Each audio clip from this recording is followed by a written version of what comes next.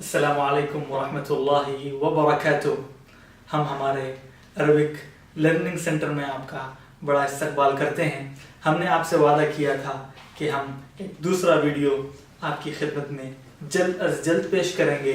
ये लीजिए, हमने एक दूसरा वीडियो आपकी खिदमत में पेश करना चाहा है, जिसके अंदर आपको बहुत सारी चीज़ें सिखाई जाएंगी और आपको बहुत सारी चीज़ें सीखने को मिलेगी।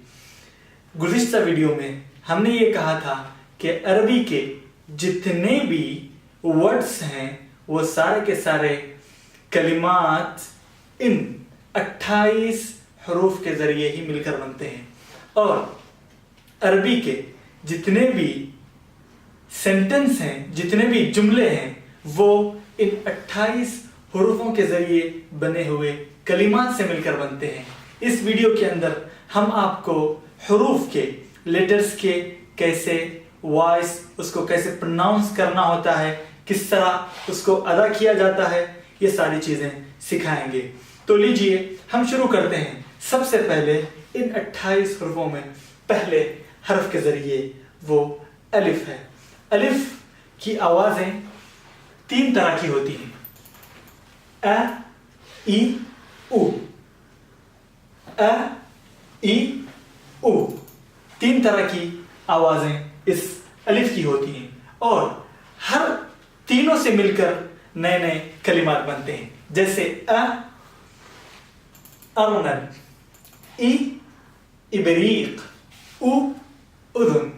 अरनब इसके माने हैं खरगोश के, इबरीक इसके माने हैं केतली के, और उदुन इसके माने हैं कान के। ये हुई इसकी आवाजें। अलिफ किस तरह से उसको अदा किया जाता है और उसको अदा करते वक्त किस तरह की आवाज आती है।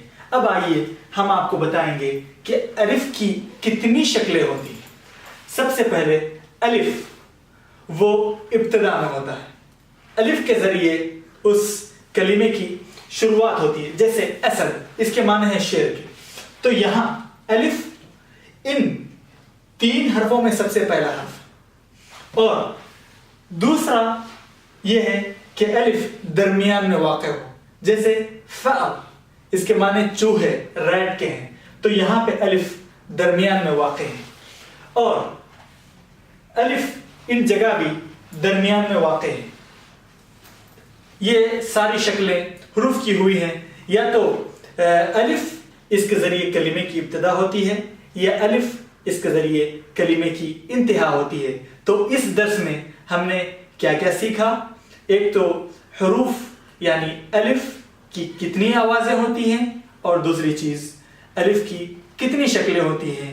और हम आपका दूसरा वीडियो इंशाअल्लाह अनकरीब आपकी खिदमत में पेश करेंगे। अस्सलामु अलैकुम व रहमतुल्लाहि व बरकातुहू।